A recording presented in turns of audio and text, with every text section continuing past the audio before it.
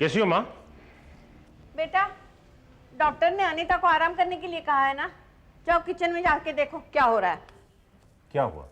अरे अनीता किचन में काम कर रही है। मैंने कहा तुम जाओ आराम करो, पूजा काम करेगी। उसकी तबीयत इतनी खराब नहीं है जितनी तुम्हारी है, लेकिन मेरी सुनता ही कौन है।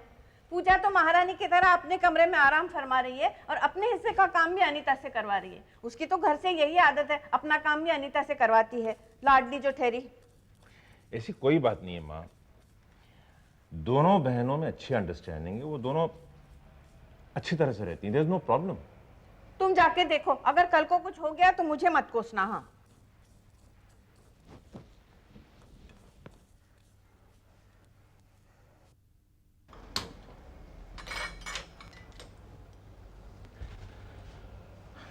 अनीता ये क्या हो रहा है?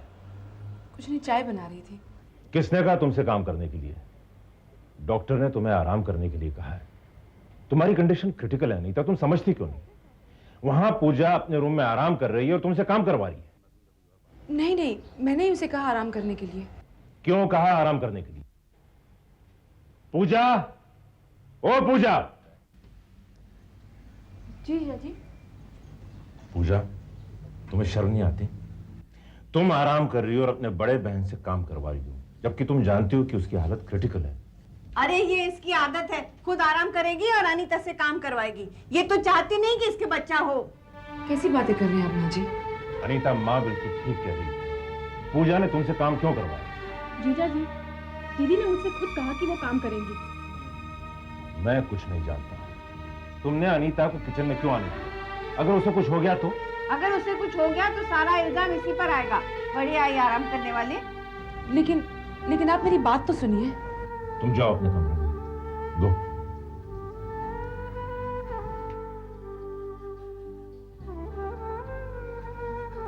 तुम एक दूसरा नौकर क्यों नहीं रख लेती? अरे नौकरों की क्या जरूरत है, बहुएं हैं ना। हम अकेले काम क्यों करें? आप काम नहीं कर सकती? आप भी तो हमें मदद कर सकती किचन में आकर। मां से इस तरह बात की जाती है? This is not done. आज शाम को प्रेम को आने दो, आई विल फिक्स थिंग्स। चलो मां।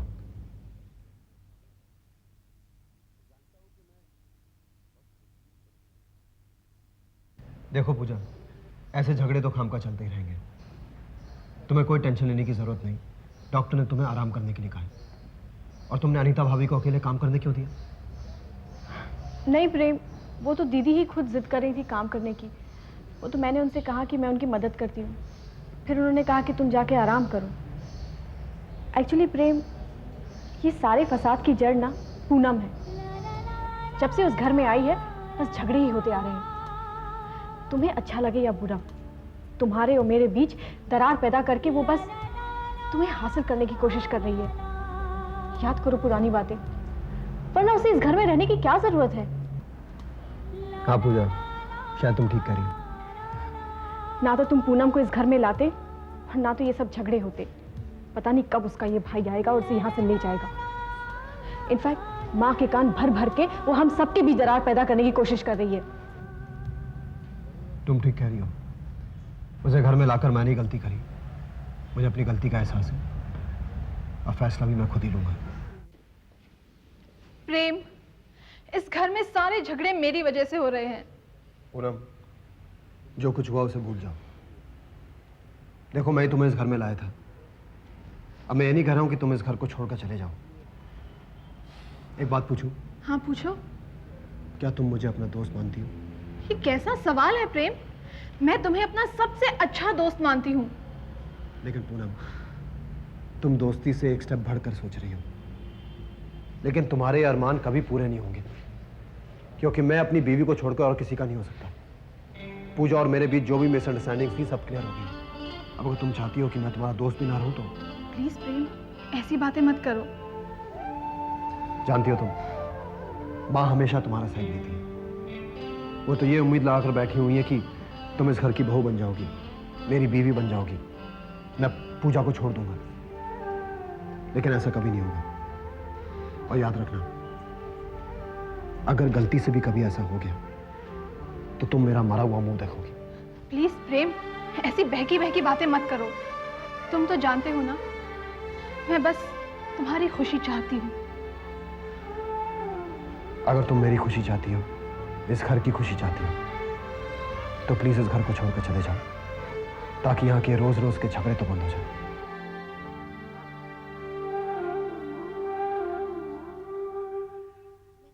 अरे कोई है? कोई जवाब क्यों नहीं देता? मुझे चाय चाहिए। कहाँ मर गए सबके सब?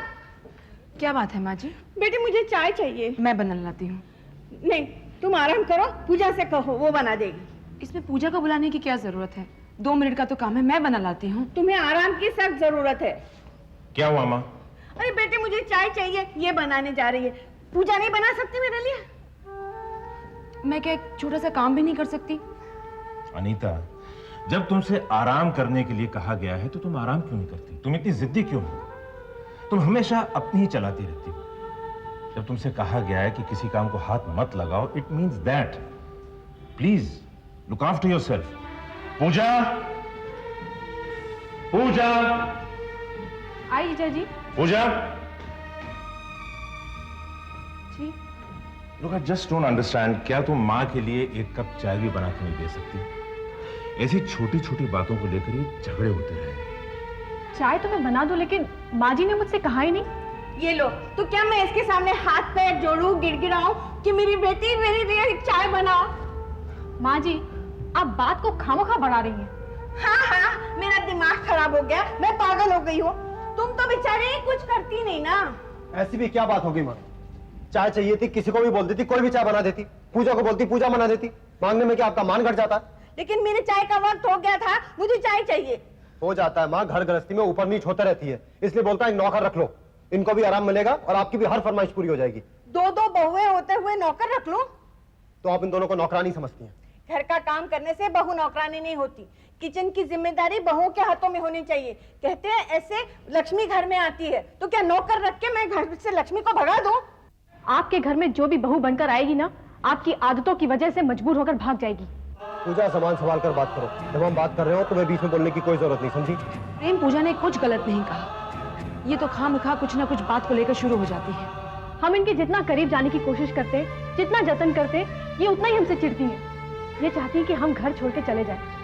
दरअसल प्रेम, आप दोनों ने हमसे शादी की है ना, इनके खिलाफ जाकर, बस इसी बात को लेकर ये आज भी बैठी हुई है, हमसे बदला लेने की कोशिश कर रही है। हे भगवान, पुराने जमाने में सास को माँ समझा जाता था, लेकिन आजकल देखो बेटा, मेरी क्या दुर्दशा हो गई है। मुझे बदनाम किया जा रहा है। प्रेम, तुम प्लीज पूजा को समझाओ। अनीता, अब तुम कुछ भी नहीं करोगे। और माँ, इस बात को यहीं खत्म करो। बेटे, प्रेम तो अपनी बीवी का हो ही गया है, तुम अपनी बीवी की तरफदारी मत करो। ऐसी कोई बात नहीं है माँ।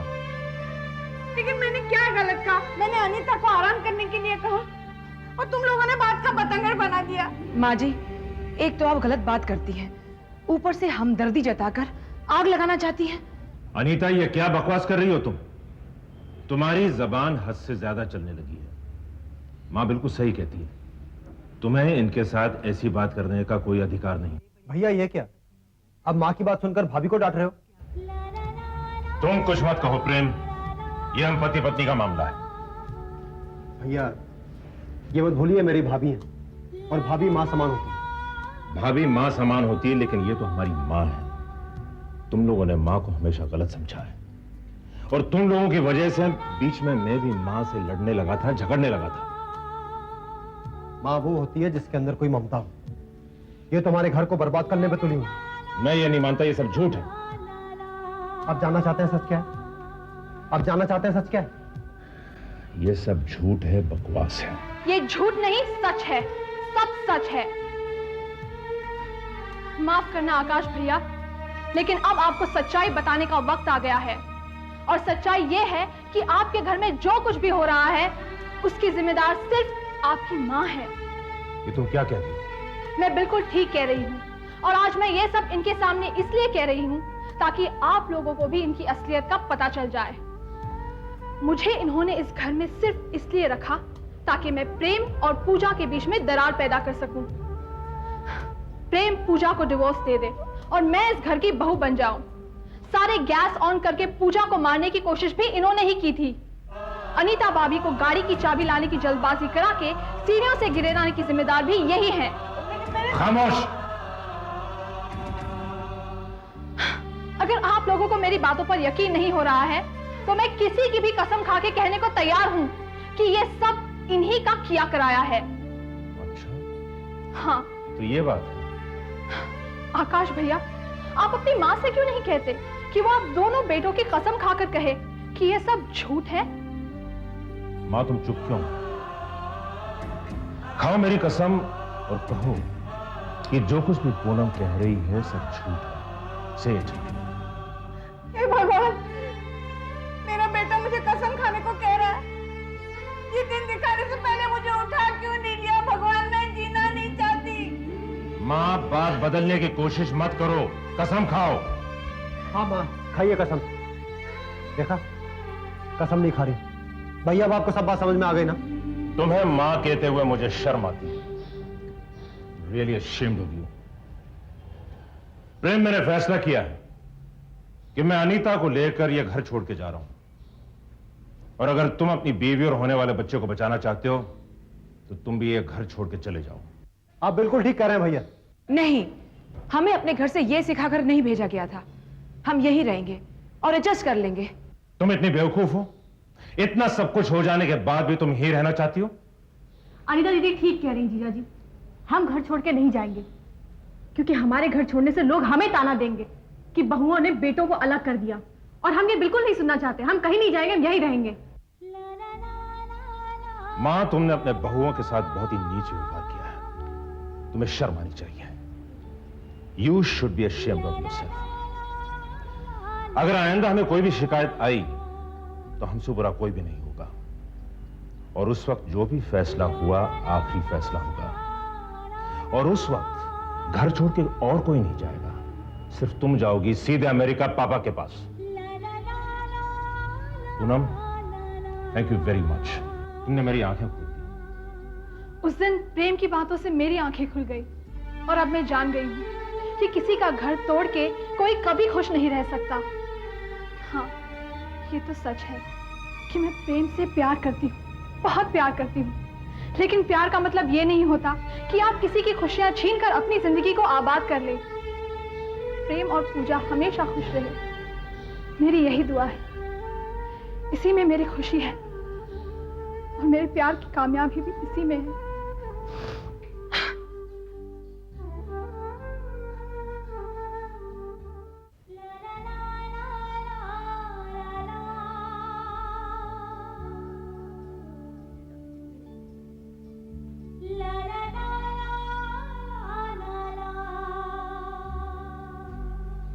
क्या बात है दीदी, आप बड़ी परेशान सी लग रही हैं। बस ऐसे ही पूजा। कहीं आप होने वाले बच्चे के बारे में तो परेशान नहीं? हाँ पूजा, मैं यही सोच रही थी कि क्या होगा। आप चिंता क्यों करती हैं दीदी? डॉक्टर ने कहा है ना, सब कुछ ठीक हो जाएगा। उम्मीद तो यही है पूजा। मुझे फिक्र है तो बस इस बच्चे की। इस बच्चे को कुछ नहीं होना चाहिए। अगर मेरी जान भी चली जाए तो कोई गम नहीं। बस मैं अपनी प्यार की निशानी आकाश के पास छोड़कर जा सकती हूँ। पूजा, अगर इस बच्चे को कुछ हो गया तो मैं सच कहती हूँ, मैं भी नहीं बचूंगी। ऐसा नहीं कहते दीदी, कुछ नहीं होगा। और फिर मुझे डॉक्टर पे पूरा भरोसा है। आज तक उनके हाथ से ऐसा कोई केस नहीं जो फेल हो गया हो। देखिएगा दीदी, सब कुछ ठीक हो जाएगा। आप अपने दिमाग में ये सब उल्टी सीधी बातें मत लाइए। अरे शालिनी, तुम यहाँ? सब ठीक तो है ना? तुम नर्सिंग होम में कैसे? नहीं, मैं बस ऐसे ही डॉक्टर से कुछ काम था। कोई प्रॉब्लम तो नहीं? सब ठीक तो है ना? हाँ, सब ठीक है, वैसे कोई बात नहीं है। हेलो शालिनी जी, अच्छा हो गया आप चेकअप के लिए आ गई। मैं बस अभी थोड़ी देर में निकलने ही वाली थी। कैसा चेकअप डॉक्टर?